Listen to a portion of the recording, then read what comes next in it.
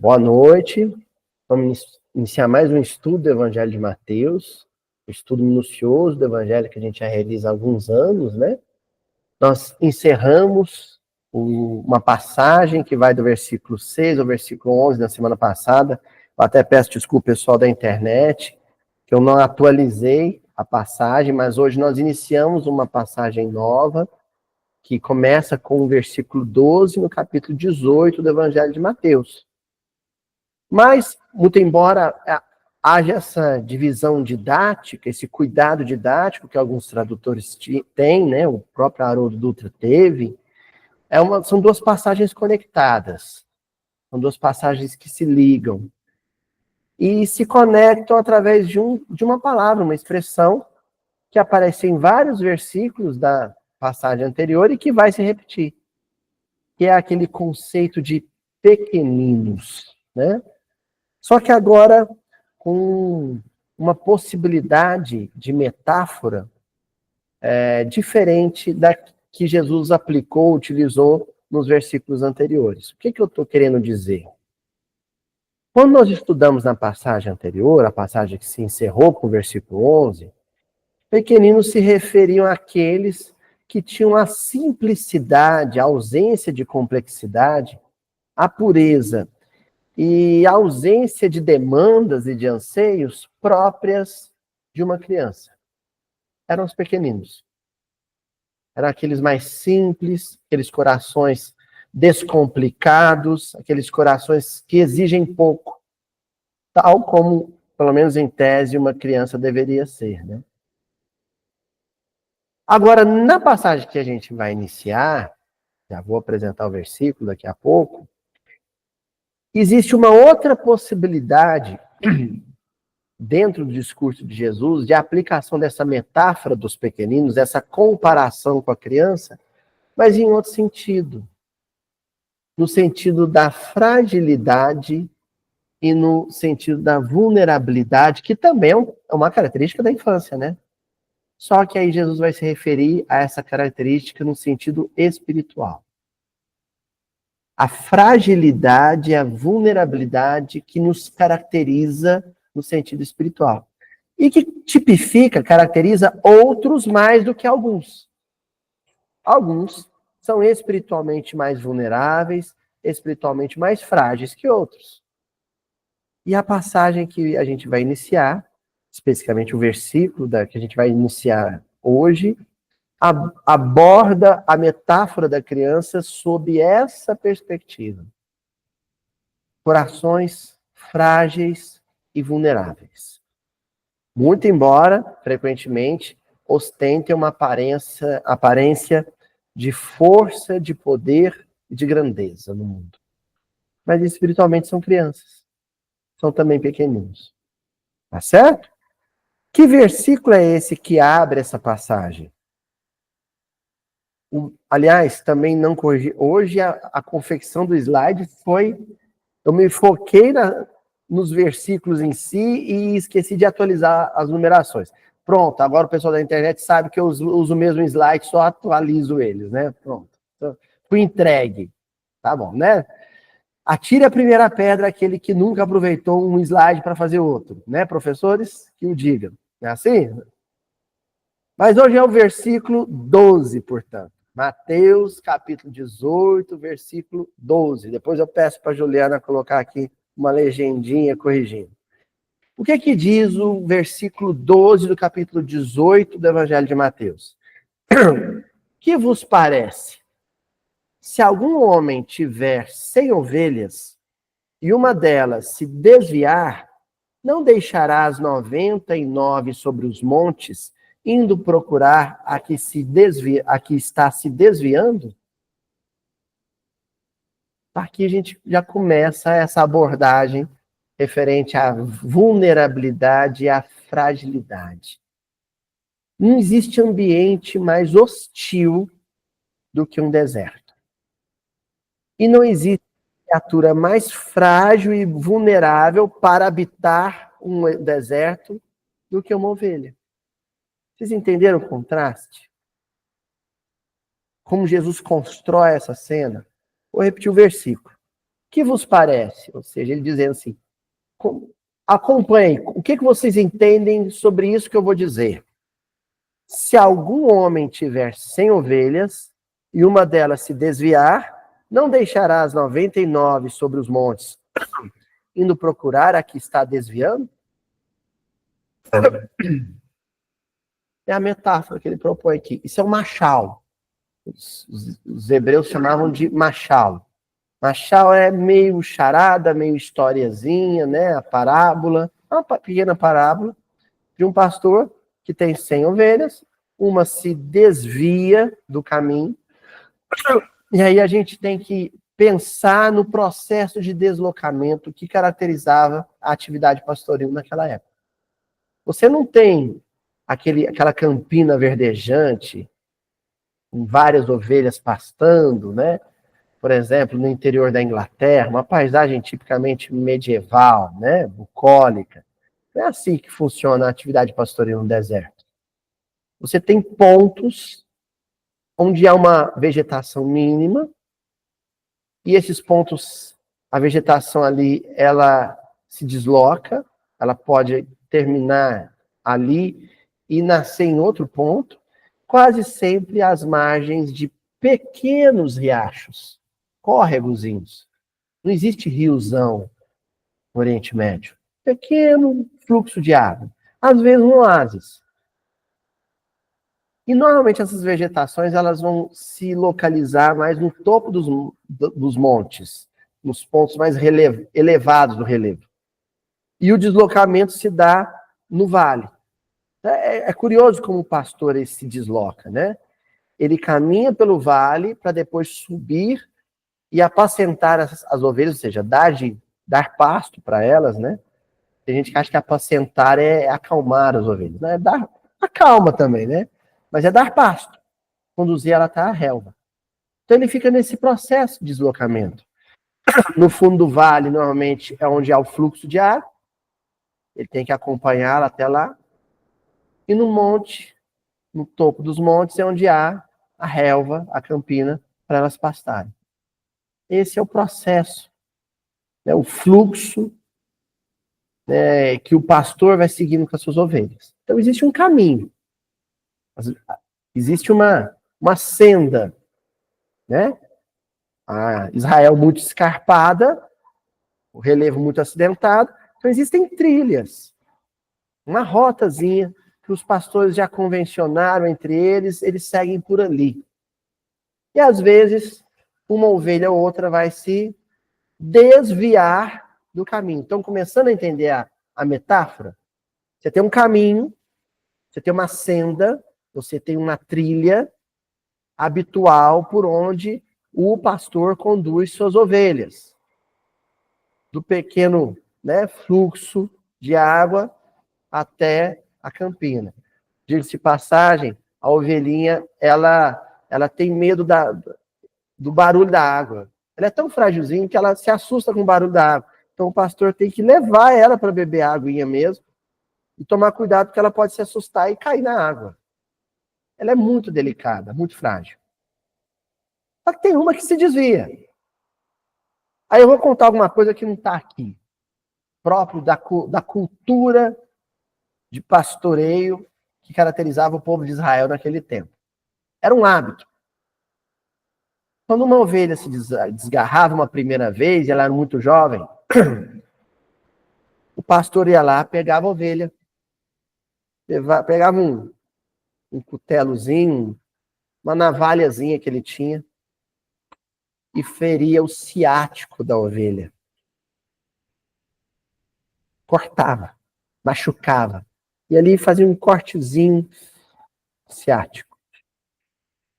Fazia o curativo, a ovelhinha ficava com dor, durante um tempo ela claudicava, não dava conta de caminhar sozinha.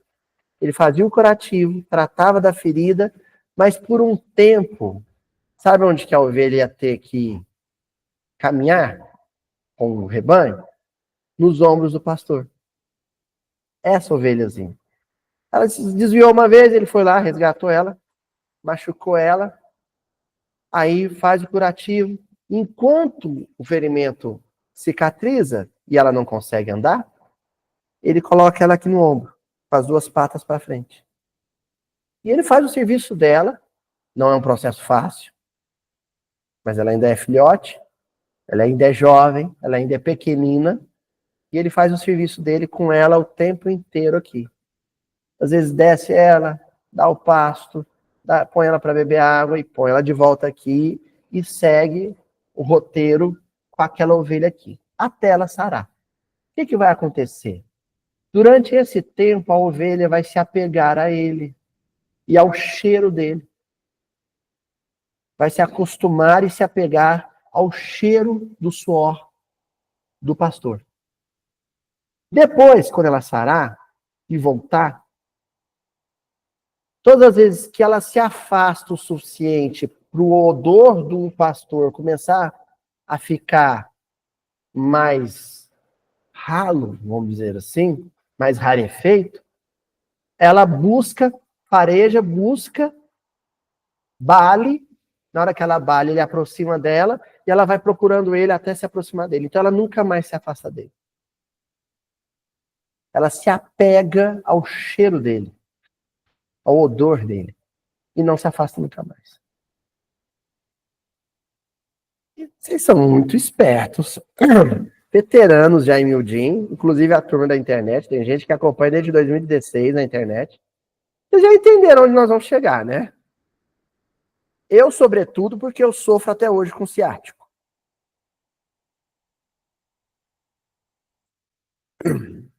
Impressionante isso, né? A gente é meio aventureiro e se afasta do bom pastor. Aí vem uma dor profunda. E enquanto a gente se cura desse processo de dor profundo, quem é que nos carrega nos ombros? Só que ele não vai fazer isso para sempre, não. O bom pastor só quer que a gente se afeiçoe o suficiente a ele, de modo a gente nunca mais querer se afastar dele. A gente não consegue mais se afastar dele. A gente não se desvia mais. Entenderam como é que o pastor procede? Ele não só resgata ela, porque senão ele ia ter que resgatar a danada toda hora.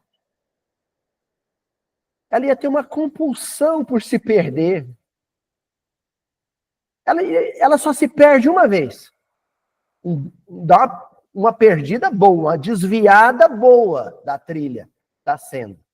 Some, passa apuro, o coiote persegue ela foge do coiote, cai num penhascozinho, se machuca, bale. E olha, é interessante que ela vai balir tanto, tanto, chamando ele, vem me socorrer, que ela cai em esgotamento. Ela fica prostrada. Quando ele encontra ela, começa ali o processo de afeiçoamento.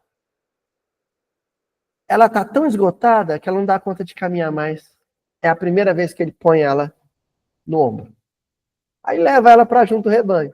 Aí pega a navalha, dá uma machucada nela, fala, agora você vai ficar comigo, filha. E não vai afastar mais. Quando nós vivenciamos processos de profunda perdição, quando a gente se perde psiquicamente, só tem um jeito da gente retornar. As circunstâncias nos ferem, nos machuca. E a gente vai curar o ferimento no aconchego de Jesus. E o processo de cicatrização da ferida é lento e se dá em integração com Jesus. Em comunhão com Jesus. De tal modo que depois, um leve processo de dor é o suficiente para a gente, eu sei a quem buscar, sei a quem recorrer. E se reaproxima dele através da prece. O nosso balido é a oração. O nosso balido é a prece. Estão acompanhando Onde esse versículo vai nos levar? Os versículos seguintes trabalham com essa metáfora da ovelha pequenina, frágil, vulnerável que se perdeu. E o pastor não vai deixar ela se perder. Mas o processo de reaproximação dela ao rebanho e à liderança do pastor é um processo doloroso. Leva tempo para a ferida cicatrizar. Às vezes uma vida inteira. É onde a gente não entende, porque às vezes a gente vai ter que conviver uma existência inteira com um processo de sofrimento, um processo de dor. É porque a gente foi ferido antes de nascer. A cicatrização vai durar uma vida inteira, de 60, 70 anos. De modo que, quando a gente retorna ao plano espiritual e se prepara na erraticidade para uma nova existência, a gente já se acostumou com o odor espiritual do Cristo, não sabe viver sem ele mais. Pronto. Aprendeu a lição. Entendeu? Então vamos avançar? Vamos começar com o estudo da palavra que a gente selecionou, né? O desviando. A palavra desviando. Pois não, senhora? Ah, para ouvir melhor. Eu imaginei. Certinho. Então, essa palavra desviando aqui no versículo, no original grego, aparece como plano. Plano. Escreve planao, mas não fala assim, né, gente? Plano. Pelo menos a referência que a gente tem com o grego contemporâneo. A gente não sabe se o Koine era bem assim que falava, mas a gente toma o grego contemporâneo como referência, né, Renato? Plano. Plano é fazer algo ou alguém se desviar. Sair da rota. Sair do caminho. Sair do caminho reto, perder-se, perambular. Zigue-zaguear. Saiu do caminho da retidão. Em hebraico, a palavra que se refere a esse desvio de rota é shagá. Mesma coisa. Vaguear, errar no sentido de vagar sem rumo, né? Caminhar fora da rota, sem rumo. É o shagá. É uma metáfora diferente para uma outra metáfora que é correspondente. Que seria, no grego, o hamatia, ou armatia, e em hebraico, o hatá, que é o pecado. Se traduz como pecado, mas a tradução certa é errar o alvo. Então, duas metáforas, mas que estão juntas. A primeira metáfora, você tem o caminho reto, a senda, a trilha. Você sai da trilha, se desviou. A segunda metáfora, você tem uma seta, você tem um alvo, né? Você mira, e aí você erra o alvo. Ou seja, o que se desviou? A seta. É o pecado, é o erro. Então vamos imaginar essa questão da justiça, né? A outra palavra hebraica, o tzedek, né? Quer dizer retidão. Você sair da retidão, se desviar, sair do caminho, é errar, é pecar, é cometer um erro. A ovelha que se afasta do rebanho do pastor, ou seja, que sai da senda correta, do caminho correto, ela se perde. Porque a vida é deserto. E na experiência da vida, existe um caminho de retidão. A lei do amor. Afastou da lei do amor, se perdeu no deserto. Vai ter que viver o processo de resgate. Tá claro isso pra gente? Eu usei uma metáfora que não aparece no versículo para ajudar na compreensão da metáfora que aparece no versículo. A metáfora da via, né? Latinizando, desviar é sair da via. O que é a via? É estrada. Em latim, via é estrada, é caminho. Desviar é sair da via, sair da estrada. Sair da pista. Bom, qualquer motorista acostumado a dirigir em estrada sabe que sair da pista é um negócio complicado, né? Não é assim? As consequências são desastrosas. Na vida não é diferente. Tá? Esse que sai da pista, esse que erra, esse que caminha sem rumo, é a personagem frágil e vulnerável que eu falei no início. Porque para se manter no rumo, para se manter na rota, isso exige força, vigor espiritual. As ovelhas maduras, que já inclusive viveram esse processo, não saem da rota. As imaturas saem. Então, quando vocês verem alguém fazendo muita besteira, magoando muitas pessoas, fazendo muita asneira, olha para esse coração, olha para essa pessoa e fala assim: ela é frágil, é vulnerável, é imatura. Se desviou. O bom pastor não vai deixar ela se desviar. Porque nenhuma das ovelhas do rebanho se desgarra para resgatar a perdida. Quem resgata é o pastor. Eu sou ovelha, eu só tenho que manter a minha conduta, para não dar mais trabalho para o pastor. Eu não sou o pastor. Eu não tenho a liderança do planeta Terra. Só quem resgata almas é Jesus Cristo. Mas e eu? O que eu faço nessa história? Eu ofereço para a ovelha desgarrada um exemplo de ovelha não desgarrada, entendeu? Quando o pastor resgatar a perdida, as outras têm que se comportar como boa ovelha para ser referência para aquela. Só isso que eu posso fazer na minha vida. Ser referência de caminho reto, de obediência, de disciplina no caminho reto, no caminho do amor. Só isso que eu posso fazer pelos outros. Agora, quem planeja processo kármico de resgate, quem planeja processo de salvação, é o Cristo. Tá claro isso, gente? Bom, é a maior expressão do amor de Jesus pela humanidade. É esse compromisso que ele tem com o que erra, com o que peca.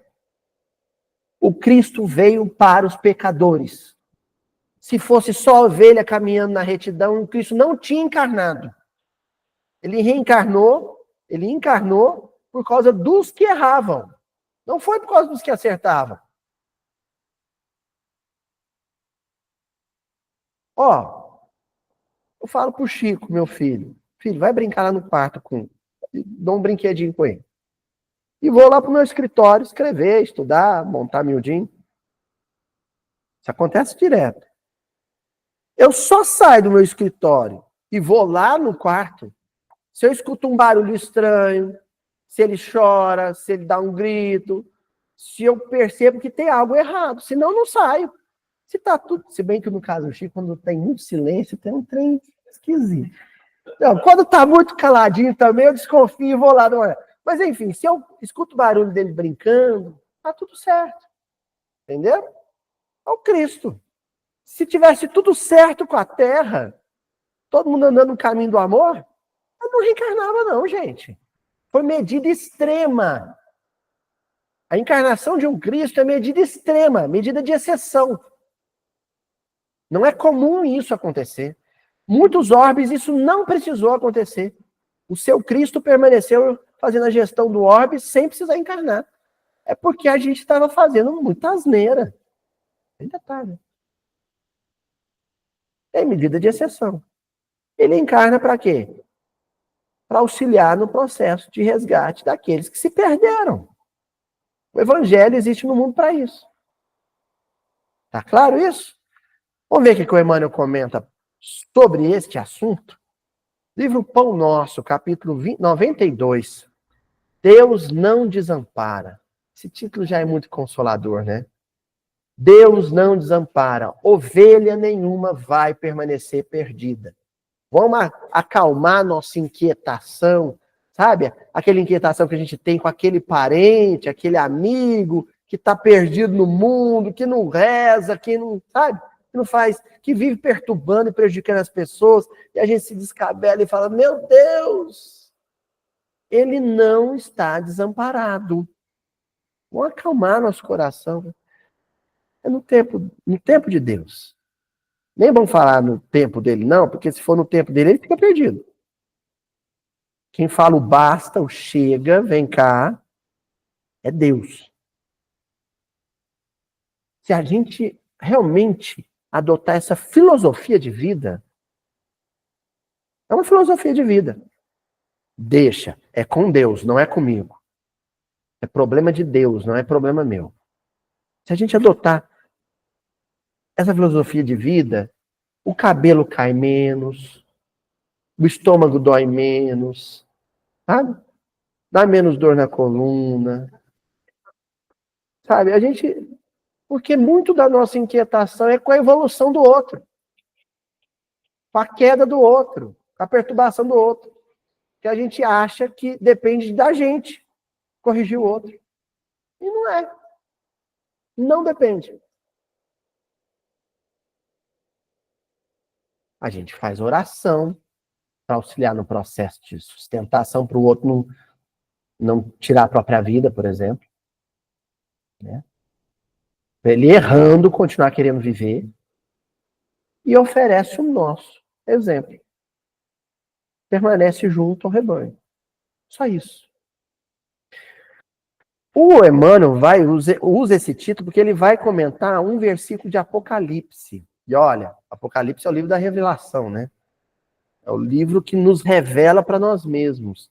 Então, o Apocalipse é um espelho, cheio de metáfora, mas o assunto do Apocalipse é um só: os homens. O Apocalipse ele revela coisas sobre nós que nós não desconfiávamos.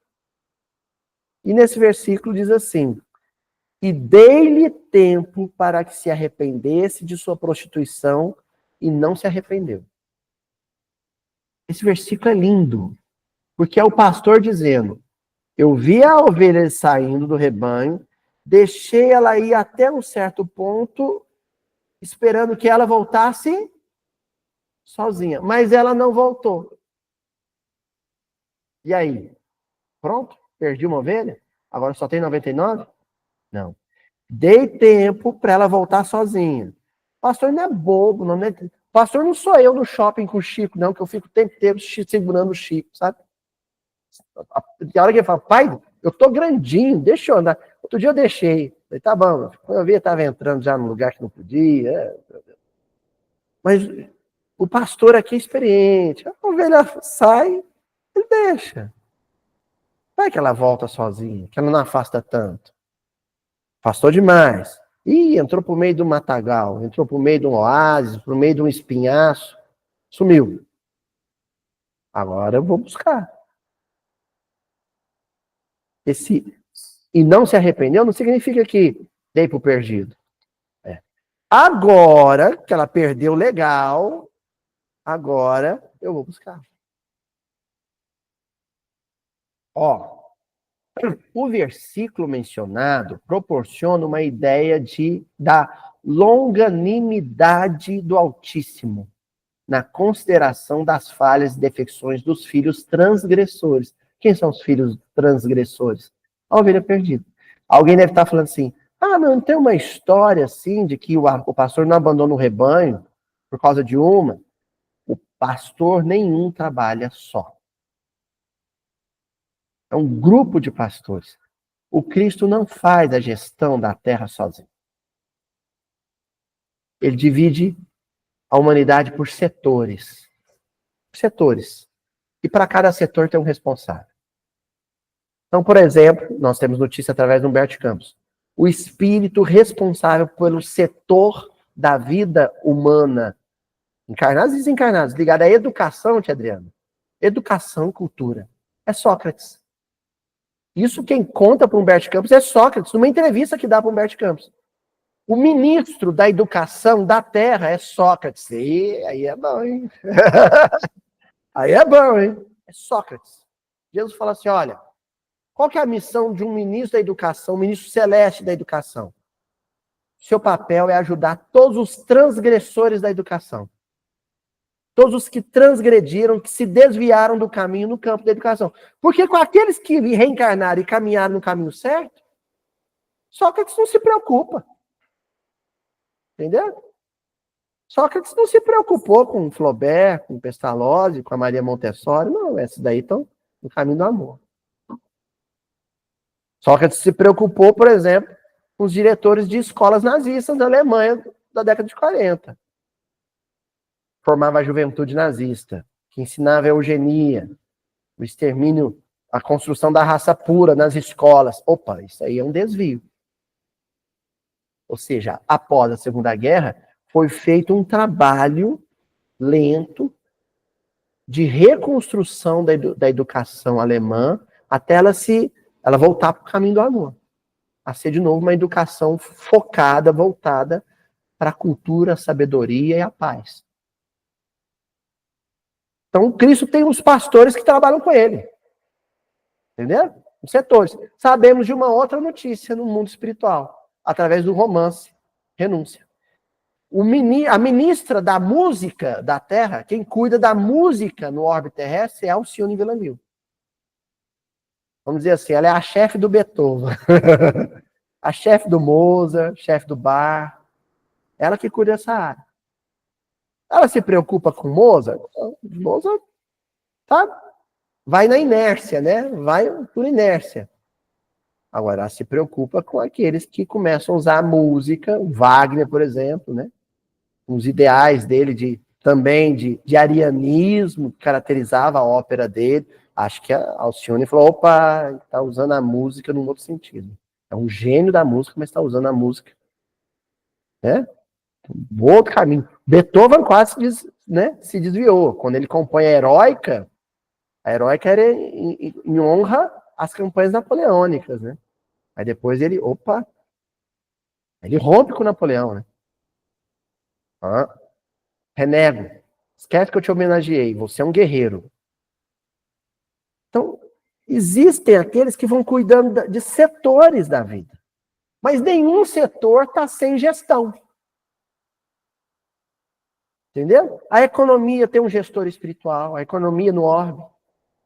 O economista espiritual, o ministro da economia espiritual, que eu não sei qual é, tem um trabalho danado, porque ele quer propor ao homem uma economia da solidariedade, uma economia da sustentabilidade, e o homem quer a economia do lucro, da exploração de recursos. Não é? Existe o pessoal que cuida da área, por exemplo, da sexualidade, o ministro da sexualidade humana, que aproxima os casais, a afeição sexual, né? Esse também sofre. Porque, né? Esse aí, porque são muitos os desviados, os transgressores no campo da sexualidade. Porque não há nada de errado com o sexo. O Emmanuel fala uma coisa muito bonita no livro Pão Nosso. Ele fala assim, graças ao sexo, existe no vocabulário humano o nome sublime de mãe. Não é? Não é? O sexo é bendito, é maravilhoso, é divino. O prazer sexual, o orgasmo sexual é uma coisa maravilhosa. Como a comida é maravilhosa. Não é? Várias coisas são maravilhosas, mas aí a experiência do homem nesse campo pode ser uma experiência transgressora, desviante. O sujeito não teve força interior para lidar bem com o sexo. Não teve força interior para lidar bem com o dinheiro. Não teve fibra interior para lidar bem, por exemplo, com os recursos naturais. E se desviou. Continua, Emmanuel. Muita gente insiste pela rigidez e irrevogabilidade das determinações de origem divina. Entretanto, compete-nos reconhecer que os corações inclinados a semelhante interpretação ainda não conseguem analisar a essência sublime do amor que apaga dívidas escuras e faz renascer novo dia nos horizontes da alma. Há corações que entendem que Deus é frouxo, que Deus deixa correr solto. Ah, se eu fosse Deus! Não é assim? quando digo há corações, nós, em alguns momentos. Ah, mas se eu fosse Deus, o fulano, não é? A gente tem essa ideia de que o único caminho para a salvação e o resgate de uma ovelha transgredida, aliás, transgressora, é a rigidez, é a chibata. E Jesus tem conseguido resgates épicos, simplesmente através do amor. Quem duvida, leia uma obra, uma das poucas obras romanceadas de André Luiz, chamada Libertação. Como o amor de Matilde por Gregório e o amor de Gregório por Matilde proporciona um processo de resgate pelo amor. Uma alma transgressora, desviada. E olha, a transgressão dele era no campo justamente da rigidez. Ele tinha sido padre, orgulho, papa, ele foi. Ele vai parar no mundo espiritual, numa região de sofrimento. Aí, de repente, ele raciocina. Eu fui papa. O mito da infabilidade papal. Se eu fui papa, papa não falha, eu estou no inferno não porque eu falhei, porque eu não falho, eu fui papa, eu estou aqui porque Deus quer que eu esteja aqui. Por que Deus quer que eu esteja aqui? Ah, já sei, castigar os pecadores. E ele era um juiz torturador, ele tinha uns demônios dele, de espíritos transgressores piores que castigavam almas que foram para regiões de sofrimento. Olha só. Então, isso é que é trilhar o caminho tortuoso do ódio, né? O sujeito atribuía a si a missão de causar sofrimento a quem pecou. Nenhuma ovelha vai ficar desgarrada lá. Vai o Alexandre, André Luiz, né? E o grupo ir lá resgatar essa alma transviada, desviada. O Gregório. Eles se deixam prender para isso, são levados à presença desse juiz, e o juiz fala assim, vocês vocês não são da turma, não. Vocês não são pecados, vocês são de luz, o que vocês estão fazendo aqui? Nós viemos aqui para poder te salvar. Vocês são então servos do Cordeiro. Eu não sirvo ao Cordeiro mais, eu sirvo aos dragões. Aí eles falaram, mas nós estamos aqui por causa de um pedido específico de uma pessoa. E pronunciou a palavra, Matilde. Na hora que Alexandre pronunciou o nome Matilde, Gregório desmoronou. Ele não via esse nome há vários anos. Não repita esse nome. Matilde. Aí, se fosse Matilde. Mas não era eu. O Alexandre, né? Foi fazer um trabalho de formiguinha ali para proporcionar o encontro do coração que amava com o coração que precisava ser amado. Olha que coisa linda. E ele topa reencarnar. Olha que coisa linda.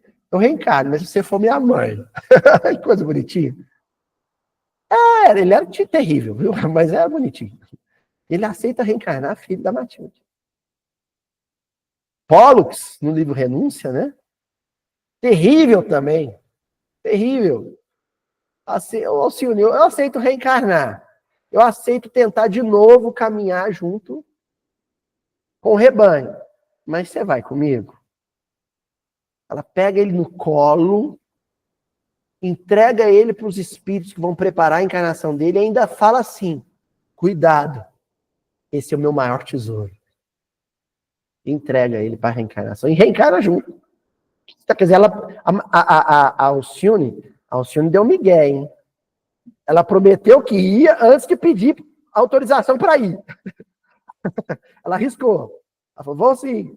Vai que eu vou sim. Depois foi pedir para o Antônio, né? Para o Artênio, né? O benfeitor dela. Posso? Ele falou, olha, Pode, mas cuidado, hein? Trilhar a estrada do mundo não é brincadeira. Você vai ter fome e sede de afeto. Aliás, é mulher. E reza a fofoca no mundo espiritual que o Carlos Klenag era bonitão, viu? Ele era um galã.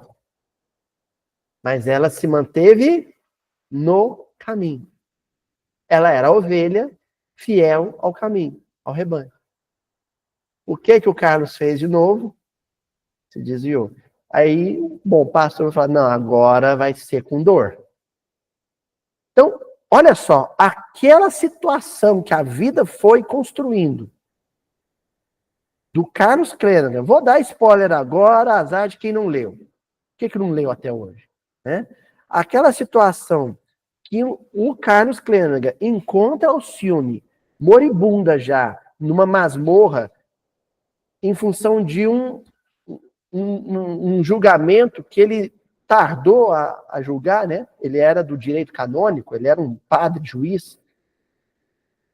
Aquele encontro, a dor ali foi tão profunda que foi o machucadinho que ele precisava, né? Para se apegar ao cordeiro. Aliás, o pastor, né? Jesus, ele transita entre as duas metáforas, ali na posição de pastor. Ele sofre tanto de ver Alcione desencarnar nos braços dele. Imagino eu que ele demorou muito a cicatrizar essa ferida. Entendeu? Hoje, a gente faz votos de que seja um espírito já amadurecido pela dor. Mas o Emmanuel fez questão de registrar no romance, e assim vai outros. Paulo, né? Paulo ferido ali no deserto do oásis de Dan, do oásis o deserto de Damasco. Aí Jesus vai lá, pega aquela ovelhinha machucada, põe no ombro, fala, vem cá, deixa eu cuidar de você por um tempo. Né? E aí Jesus cuida dele, aquele período que ele fica em Damasco com Ananias, depois com Aquila e Prisca no oásis de Dan, depois na casa do caminho em Jerusalém, ele fica por um tempo ali no ombro de Jesus, né? Sendo carregado no colo, até que ele sara da ferida e segue o rebanho. E não se desvia mais. Por quê? Ele se afeiçoou ao perfume de Jesus. Não sabia mais viver longe desse perfume. Lindo isso, né? Qual frase? São várias. Você fala aquela do que não sou mais eu que vivo, mas é o Cristo que vive em mim, né? Ele já não sabe mais o que é ele, o que é o pastor. É lindo isso. E aí o Emmanuel continua dizendo assim: se entre juízes terrestres existem providências fraternas, não existe? Qual seja a da liberdade sob condição, a condicional? Seria o tribunal celeste constituído por inteligências mais duras e inflexíveis? Até o juiz dos homens não dá liberdade condicional, né? Não permite, às vezes, cumprir pena em domicílio, tornozeleira eletrônica, é um gesto de generosidade da justiça com o sujeito. Um indulto de Natal, ó, vai passar o Natal com sua família. Isso é um gesto de misericórdia. Isso é uma prova de grandeza da justiça humana. Tem gente que quer que tira isso, né? Não, a justiça do homem tem que ser cruel. Não, é uma prova de sofisticação da justiça. A justiça se sofisticou. Agora, se o sujeito usa de má fé para burlar a lei, não é culpa da justiça, não é a justiça que é errada. Essa semana, eu li uma mensagem no WhatsApp da... Gente, o WhatsApp da rua ou do condomínio é um negócio... É um estudo sociológico, um estudo teológico. É um negócio para você... Olha, leiam com atenção as mensagens do grupo da rua. Eu aprendo tanto o evangelho ali. A senhora, uma vizinha minha, posta a mensagem assim, pra vocês verem o nível de crueldade com que um semelhante julga e lida com outro semelhante. Ela chega e coloca assim: alguém aí tem uma faxineira, usou essa expressão, tem uma faxineira para indicar? Estou precisando de uma com urgência. Porque eu contratei uma empresa, sabe essas? Eu contratei uma empresa achando que eu estaria mais segura e me mandaram uma funcionária com uma tornozeleira eletrônica. Eu tive que passar o dia com esta mulher com tornozeleira eletrônica limpando a minha casa. Eu fiquei trancada no quarto com meus filhos. Aí o mais triste são aquelas carinhas, sabe aquele emoticon, emoji que é assim, ó. Sabe como é assim? Os outros indignados, tipo, como você aceitou uma mulher com tornozeleira? Gente, a pessoa cometeu um erro, a justiça foi generosa com ela, falou, olha, vai trabalhar, vai conviver com sua família. Quem sabe isso, né, a situação, você só não se afasta da nossa vigilância.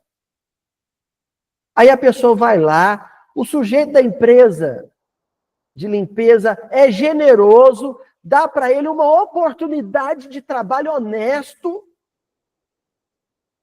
pois vem uma pessoa de, né, uma casa boa, que ganha bem, que pode pagar um funcionário, pode pagar alguém para limpar o vaso sanitário dele. E faz, sabe, tem uma atitude dura, cruel, severa. Sabe o que vai acontecer? Vai desencarnar e vai usar a tornozeleira eletrônica lá em Plutão.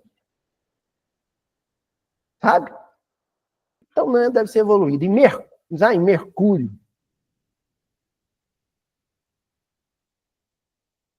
Porque é de uma crueldade com aquele que está tendo a oportunidade de regeneração que não cabe mais no mundo regenerado. Então, no mundo regenerado, existem assaltantes que usam tornozeleira eletrônica e depois trabalham com ela presa ao corpo. Sabe o que não existe no mundo regenerado? Corações duros que não oferecem oportunidade de emprego para o assaltante que quer mudar. Isso é que não existe.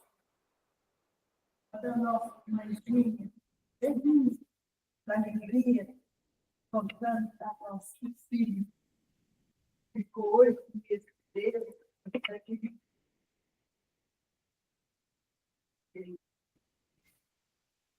a alegria dessa mãe, meu filho estava.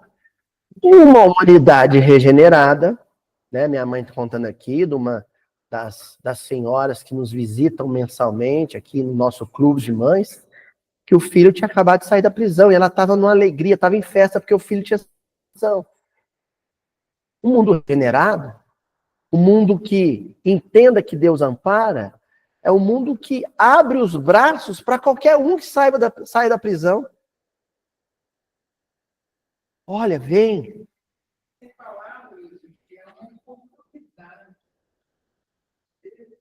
De trabalho. E isso de ser generosa, Deus honrou a casa dela, abençoou a casa dela com um dia, uma oportunidade, uma chance que ela tinha de ser generosa com alguém que estava cumprindo pena, em liberdade. Sabe aquela coisa do beija-florzinho que visita a nossa casa trazendo sorte? Aquela funcionária, aquela operária com a tornozeleira eletrônica presa à perna, era um beija-florzinho, era um gesto de amor divino que a casa dela estava recebendo. E ela perdeu, desperdiçou a oportunidade. Entendeu? Claro. Lógico. É isso. Né? Aí o Emmanuel avança nessa mesma mensagem dizendo assim, olha que coisa linda, a casa do Pai é muito mais generosa que qualquer figuração de magnanimidade apresentada até agora no mundo pelo pensamento religioso. Eu traduziria isso dizendo o seguinte: a casa do pai é muito mais generosa que a casa da minha vizinha. Entendeu? Que vive postando lá no grupo da rua, chamando a gente para participar de novena na casa dela. Que põe cartaz lá de propaganda de quermesse da paróquia que ela frequenta. A mesma. Olha, e eu não me estranharia se ela fosse espírita e postasse lá vídeo de palestra de Valdo.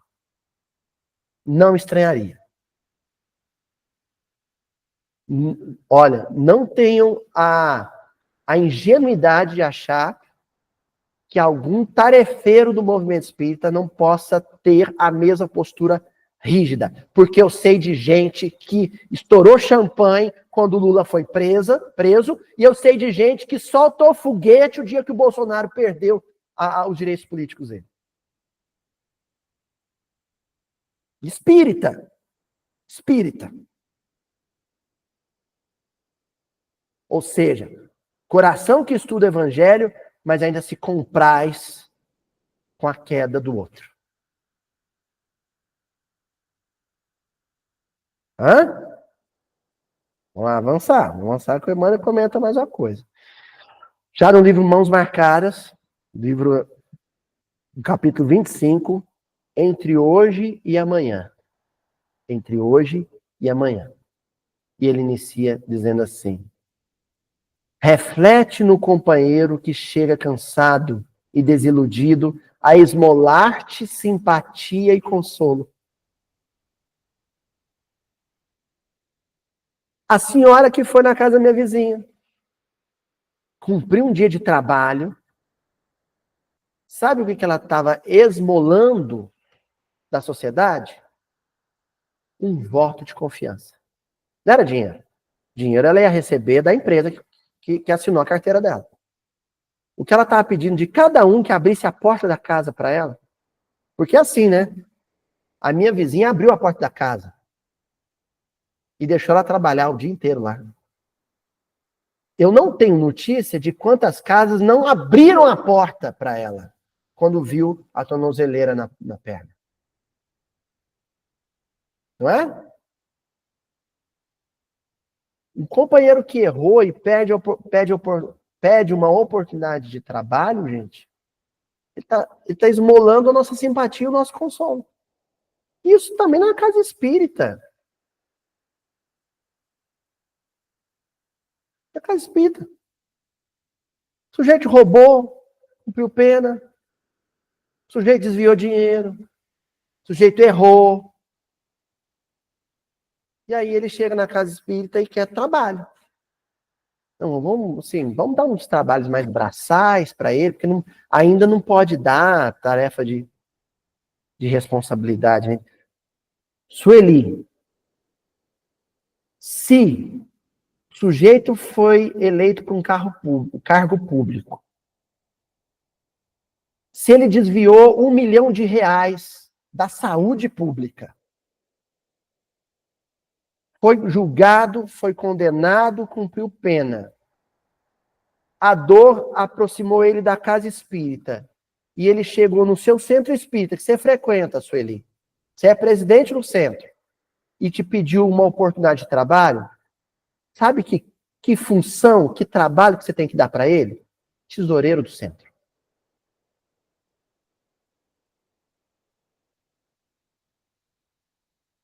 Faça isso. Ele não vai errar. Entendeu? Quem já leu aqui Os Miseráveis, de Vitor Hugo? Olha, eu tenho 2 paixões na minha vida. Literárias. 3. Não, eu contei com o meu... A professora pediu para o meu filho contar quantos objetos tinha na casa. Ele é o objeto que mais tinha na casa. Aí ele foi fazer as contas comigo. Porque a gente começou por cadeira, tinha 4. Almofada era 3.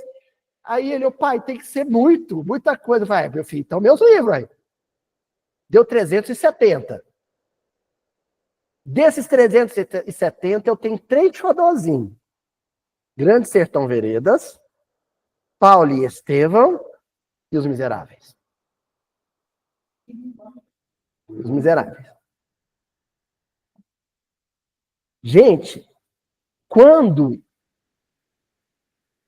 o sacerdote que acolhe o Jean Valjean hospeda ele deixa a porta do armário onde estava a prataria cara. Primeiro que ele traz a prataria para a refeição que ele oferece para o Jean Valjean. Só quem leu Os Miseráveis sabe do que eu estou falando também. Não vou contar a história, não. Ele senta o Jean Valjean na mesa e todo mundo, a serviçal da casa com medo. Preocupada. Esse estranho, primeiro que... Não, vou começar disso. Tem que contar um pouquinho, né? Eu sou muito empolgado com Os Miseráveis. Sabe o que não tinha na porta da casa do sacerdote? Fechadura. Não tinha. A porta era aberta. Entrava quem queria.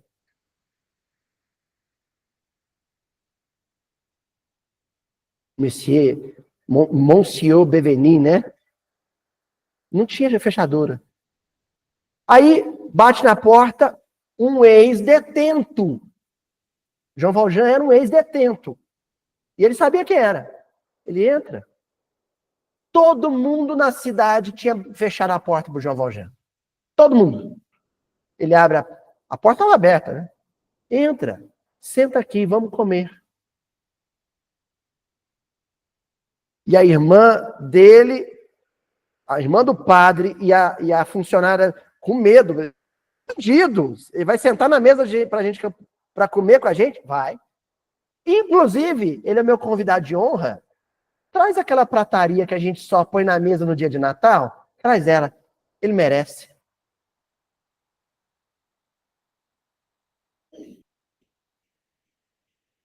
O Jean Valjean, de madrugada, cai em tentação. Vai no armário, pega a prataria, põe no saco e sai de madrugada. A polícia pega ele com a prataria e reconhece que era da casa do bispo. Bate na porta. Aí, na hora a polícia, pegamos esse meliante aqui com a prataria do senhor. Oh, ainda bem que vocês acharam ele, trouxeram de volta. Ele esqueceu o castiçal. Foi lá. Meu amigo. Mas, bispo, ele... Não roubou, não. Eu dei de presente para ele. Ele estava indo embora. Eu dei de presente para ele. Só que ele esqueceu esse castiçal. Aqui, meu amigo, vai com Deus. Boa sorte. Naquele dia, ele mudou a vida do Jean Valjean. Quem quiser saber o que foi a vida de Jean Valjean, leia Os Miseráveis. Não desencarnem sem ler Os Miseráveis. É o livro, olha, dos romances de encarnados, é o livro mais maravilhoso que eu já li. Esse ano eu li de novo. Eu já li Os Miseráveis 12 vezes, está perdendo para o Paulo Estevão, que foram 19. Eu já li Os Miseráveis 12 vezes. Estou estudando francês há 3 anos para ler o original. Eu peço a Deus para eu não desencarnar enquanto eu não ler Os Miseráveis em francês. Eu estou estudando francês só para ler Os Miseráveis em francês, na língua original. Velhinho, eu acho que eu consigo. Né?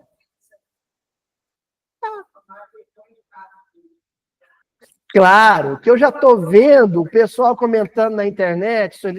Você não pode fazer uma maluquice dessa hoje, porque é perigoso, Deus que me livre. Tenha o cuidado que você quiser ter. Só não maldiga, só não amaldiçoe, só não seja grosseiro, só não seja ríspido. Mas na medida do possível, seja generoso. Como assim generoso, Luiz? É o seguinte, não dá o pão seco, não, dá o pão fresco e passa uma manteiga. Se você não vai pôr para dentro, chamar ele para dormir na sua varanda ou na sua garagem, tia Branca, mãe do Gladstone. Sabe como é que começou o projeto social que o Gladstone coordena até hoje? A casa deles era perto da rodoviária de Belo Horizonte. A garagem da casa era aberta, porque qualquer pessoal que, né, chegava na rodoviária, não tinha onde ficar, ia lá e dormia, ela servia a refeição e dormia na garagem dela. Não quer fazer isso? Recebe na porta, mas serve o pãozinho com manteiguinha, esquenta a comida no micro-ondas, com o seu melhor talher, sua melhor louça. Enquanto ele come, bate um papo. Conversa com ele, de onde você veio, para onde você vai, qual o seu nome. Sabe por quê? Eu me lembro de uma campanha da fraternidade, eu estudei numa escola católica minha infância inteira, e me marcou uma campanha da fraternidade de 1985. 85, 88, agora me fugiu na memória. O lema da campanha da fraternidade era: eras tu, Senhor.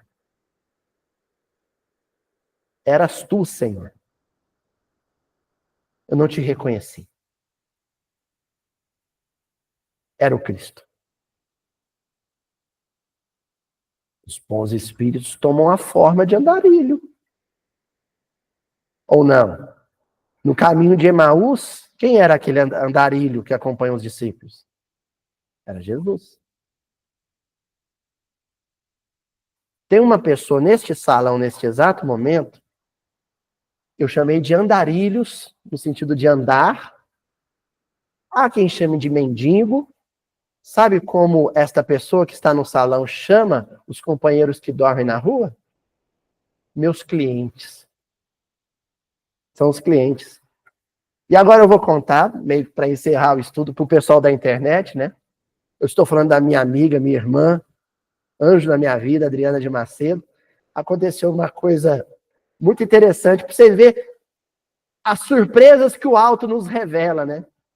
Aconteceu com a tia Adriana e com o famoso Tonzinho. Tonzinho do Mildinho, né? A nossa amiga Eurídice, vocês também conhecem, ganhou de uma confecção de uma pessoa de boa condição, ganhou uma camisa 0 km da Dudalina. Fazer um merchan aqui. A Dudalina, né? Vai gostar. Não é uma marca chique? Eu sei. É tipo né, o caviar do Zeca Pagodinho. Nunca vi, só ouço falar, né? Mas sei que é chique, a Dudalina. E a Eurídice ganhou do Dudalina e falou assim: eu vou levar de presente pro Tonzinho essa camisa. E trouxe a camisa pro Tonzinho, trouxe uma sacolinha e entregou pro Tonzinho, falou assim: Tonzinho, essa camisa aqui, ó, para você no casamento, nas festas da sua família, uma camisa chique, viu, Tonzinho? Bonita. O Tonzinho ficou todo feliz, Maria, esposa dele, ficou todo feliz com a camisa do Dudalina. Só que o Tonzinho, com a sacolinha, entrou na câmara de passe para dar o passe. Essa aqui atrás, que está atrás de mim. E esqueceu a sacolinha com a camisa do Dudalina aqui na câmara de passe e foi embora para casa. Vocês veem o nível de desprendimento. Né? Qualquer materialista não esqueceria a camisa do Dudalina. O Tonzinho esqueceu. A tia Adriana chega no domingo para reunir os donativos para a ronda noturna, que nós temos tarefa na casa, que é a ronda que sai pela cidade procurando os clientes dela para oferecer um marmitex, um leite, um pão e uma roupinha boa, né? E normalmente ela guarda os donativos de roupa para os nossos clientes aqui na câmara de passe. Ela pegou os donativos e junta a sacola do Tonzinho e levou. E entregou, distribuiu. De repente, um dos seus clientes, que morava ali no viaduto próximo à rodoviária, pegou e falou: ô, Madrinha, essa camisa é bacana, hein? Ela falou, né? Esse é o meu estilo. Então, se vocês verem por aí alguém no sinaleiro pedindo um trocado com uma camisa do Dudalina, vocês já sabem que é um dos clientes da tia Adriana. Não julguem quem anda pelas ruas com a camisa do Dudalina. Porque eu sei que alguém vai falar: ó, como é que ele conseguiu aquela camisa? Não é? Uma pessoa para ir morar na rua percorreu caminhos muito duros, muito duros. E o Cristo visita essa ovelhinha muitas vezes com a ternura do bom pastor, através de trabalhadores como a tia Adriana. Eu estou citando o pessoal da Cracolândia, né, usando o nome pejorativo que dão, a Cracolândia. O sujeito que se desviou, que sucumbiu ao peso do vício, do álcool, muitas vezes, e perdeu a dádiva do convívio familiar, foi para as ruas. É um coração fragilizado. Mas também aquele que permanece em casa, com a sua família, mas na condição de tirano doméstico, que é estúpido com a sua esposa, que é grosseiro com seus filhos. Este homem de bem também é uma ovelhinha frágil que vai ser resgatada. Nenhuma ovelha ficará sem socorro. A gente encerra aqui, bom? E prosseguimos nas próximas semanas, tratando dessa temática, o fio condutor. A misericórdia, a bondade de Jesus para aquele que se perdeu, que se desviou, e que não estará desamparado. Bom? Até a semana que vem.